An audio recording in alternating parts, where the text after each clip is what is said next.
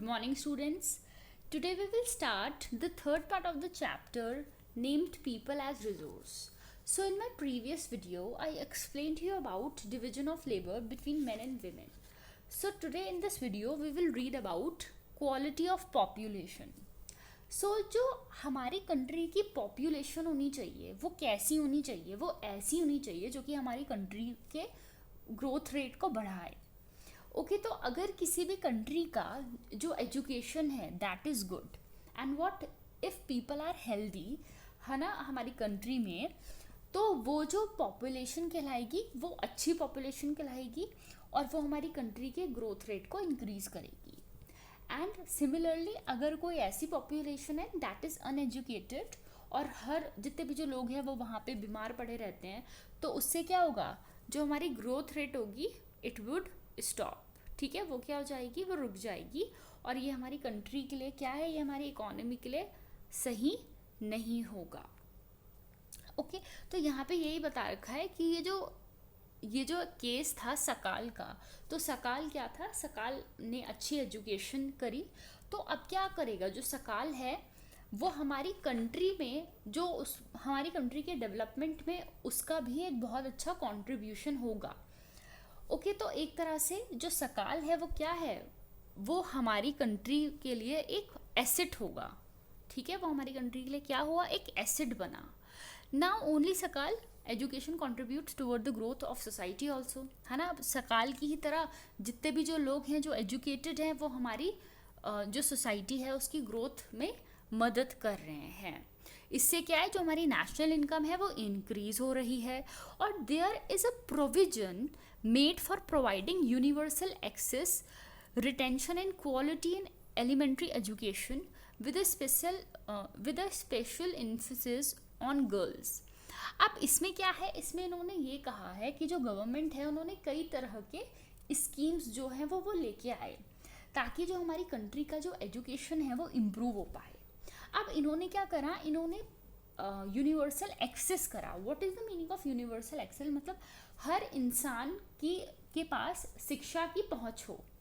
Okay मतलब बहुत ही easily accessible हो, जो स्कूल्स होते हैं बहुत दूर ना हो. रिटेंशन का मतलब क्या है, मतलब कोई भी जो बच्चा है, ज़्यादातर क्या होते हैं वो लोग स्कूल में अपना एनरोलमेंट करा लेते हैं but then they do not continue their studies. उन्होंने बस एडमिशन ले लिया फिर वो चले जाते हैं, तो ये चीज़ नहीं होनी चाहिए. रिटेंशन होना चाहिए, हम उनको होल्ड में करके रखें बच्चों को. And quality in elementary education, मतलब जो भी हम अपनी एजुकेशन दे रहे हैं, जो एलिमेंट्री एजुकेशन होती है वो 6th ईयर टू 14 ईयर्स तक होती है. तो जो हम एजुकेशन दें बच्चों को वो कैसी होनी चाहिए, उसमें एक क्वालिटी होनी चाहिए. मतलब रोट लर्निंग नहीं होनी चाहिए. रोट लर्निंग का मतलब क्या होता है, रट्टाफिकेशन नहीं होनी चाहिए. और इन्होंने क्या करा, इन्होंने गर्ल्स की एजुकेशन में सबसे ज़्यादा ध्यान दिया. ओके फिर इन्होंने क्या करा, there is also an establishment of pace setting of schools like Navodaya in each school. हर एक स्कूल में इन्होंने क्या करा, हर एक डिस्ट्रिक्ट में इन्होंने मॉडल स्कूल जो बोलते हैं उसको इन्होंने बनाया, जो कि क्या था, जो कि फ्री ऑफ कॉस्ट था और ये भी बहुत अच्छी एजुकेशन देता है और ये 6th क्लास से लेकर 12th क्लास तक के बच्चों के लिए होता है. Okay, and then what vocational streams have been developed to equip large number of high school students with occupation related to knowledge and skills.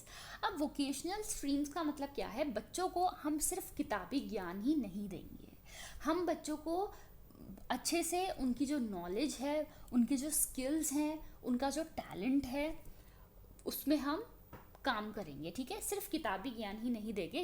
इसमें जो गवर्नमेंट है उन्होंने फोकस करा. अब उन्होंने ये तो कर लिया, फिर और जो चीज़ें करी उन्होंने जो प्लान होता है, जो हमारा 5 ईयर प्लान होता है, उसमें उन्होंने क्या करा, उसमें उन्होंने अपने जो टारगेट सेट करे वो ये सेट करे that 151 crore in the first plan. मतलब जो उन्होंने एजुकेशन के लिए अलॉट करा था एक तरह से अपना एक्सपेंडिचर, मतलब जो पैसे होते हैं वो कितना करा था, 151 करोड़. अब वही जो है, जो एजुकेशन में जो हमारा एक्सपेंडिचर है वो अब वो कितना अलॉट करके रखते हैं, दैट इज़ 3766.96, जो कि बहुत ज़्यादा है, ठीक है। मतलब हम बहुत सारा जो पैसा है हमने एजुकेशन में अलॉट करा। अब जो गवर्नमेंट है वो हम लोगों की कहीं बहुत ज़्यादा मदद कर रही है एजुकेशन से, ठीक है। कितने ज़्यादा उन्होंने इनिशिएटिव्स उठाए। अब ये जो एक्सपेंडिचर है एजुकेशन का, वो इन्होंने बोला है that it was earlier, it was, जो हमारा जीडीपी है वो 0.64% था 1951 में, जब 5 ईयर प्लान आया था।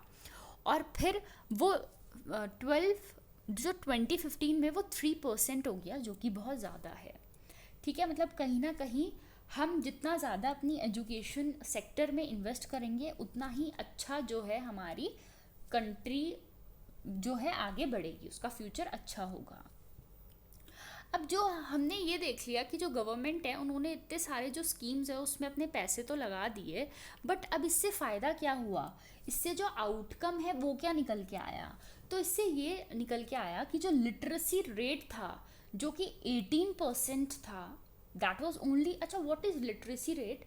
लिटरेसी रेट का क्या मतलब होता है? If someone is able to read and write and understand any language, अगर कोई 7 साल का है या 7 साल से ज़्यादा है, and if he is able to read and write and understand any language, तो इसका मतलब वो लिटरेट है, वो क्या है, वो पढ़ा लिखा है, ठीक है। तो पहले ये जो लिटरेसी रेट था इंडिया का वो 18% था। फिर क्या हुआ, वो 2010 और 11 में ये जो रेशियो है वो 74% हो गया, जब ये सारी स्कीम्स लेके आए। 2010-11 का इन्होंने लिया है, जो कि अभी इतना टाइम नहीं हुआ है, तो 74% है, जो कि बहुत अच्छा है। हमने काफ़ी पॉजिटिव आउटकम्स को देखे। और जो हमारे प्राइमरी स्कूल्स थे उसमें भी क्या है, उसमें भी वो भी बहुत ही ज़्यादा उन्होंने एक्सपैंड करे, जो कि 8.56 लाख जो है इन्होंने क्या करे, ये स्कूल्स को बना दिए। अब यहाँ पे इन्होंने ये डायग्राम दिया है जिसमें जो पर्सन है वो इन्होंने ब्लू से दिखाया है, मेल जो है वो रेड से है और फीमेल जो है वो ग्रीन से है। तो आप देख सकते हो इसमें जो रेशियो है मेल के एजुकेशन का, जो लिटरेसी रेट है वो ज़्यादा है फीमेल से। बट अगर हम देखें 1951 में जो गैप है that is more, wait I just, यहाँ पे हम देख सकते हैं ये जो गैप है ये ज़्यादा है, okay, this gap is more, okay. फिर क्या, दिस गैप इज़ मोर, फिर क्या हुआ, जैसे जैसे हमारा कंट्री आगे बढ़ा ये गैप क्या हुआ, ये गैप आप देख सकते हो यहाँ पे कितना कम हो गया है गैप, है ना, ये गैप कम होता गया। तो इसका मतलब जो फीमेल की जो एजुकेशन है, अब जो है जो फीमेल्स हैं वो एजुकेटेड हो रही हैं, वो अपनी एजुकेशन ले रही हैं। तो अब हम क्या देखेंगे, अब हम इसमें ये देखेंगे कि इन्होंने क्या क्या, जो गवर्नमेंट है उन्होंने ये सब तो कर लिया, बट इन्होंने क्या क्या चैलेंजेस जो हैं वो इनको देखने पड़े। तो इसमें क्या है, जो ह्यूज एक्सपेंशन ऑफ स्कूल्स है has been diluted by poor quality of schooling and high drop out rates. उन्होंने इतने सारे स्कूल्स बना तो दिए, नंबर्स ऑफ स्कूल उन्होंने इस्टेब्लिश कर दिए, लेकिन उसमें क्या है, जो क्वालिटी ऑफ एजुकेशन है दैट वाज पुअर, वो इतनी अच्छी नहीं है। मतलब जो बच्चे हैं उनके पास जो डिग्री है but they do not have knowledge. और हाई ड्रॉप आउट रेट्स हैं, मतलब जो बच्चे हैं उनकी जो अटेंडेंस है वो बहुत कम है, वो स्कूल नहीं आए हैं। तो ये जो है इसका हमको ध्यान देना है। और जो इसमें एक और है वो ये है कि बहुत ही ज़्यादा डिफरेंस है इन द लिटरेसी रेट, जो कि मैंने अभी आपको दिखाया। उस वक्त क्या है, काफ़ी ज़्यादा डिफरेंस है मेन और विमेन की एजुकेशन में, जो कि हमको ध्यान देना है।